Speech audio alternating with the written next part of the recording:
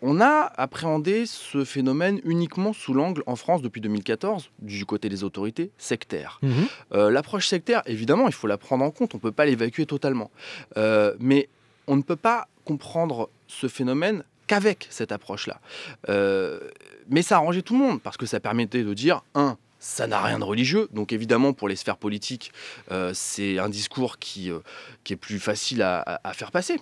Et puis ça n'a rien de politique, donc ça a évité aussi d'avoir une réflexion sur, mais si c'est politique, est-ce qu'il y a des choses dans la politique française, dans la politique étrangère, dans l'histoire française qui peuvent expliquer la situation dans laquelle on est?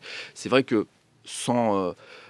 dans le discours des djihadistes, tout revient quand même assez souvent la question traumatique de la colonisation et des impensés coloniaux aujourd'hui, mais chez des jeunes de 20 ans qui n'ont pas connu cette époque, mais qui pourtant la vivent comme une humiliation parmi tant d'autres, évidemment. Mais ça, voilà, le projet djihadiste vient pulvériser ce sentiment d'humiliation, vient donner une possibilité de revanche à tous ces humiliés, à tous ces égos froissés.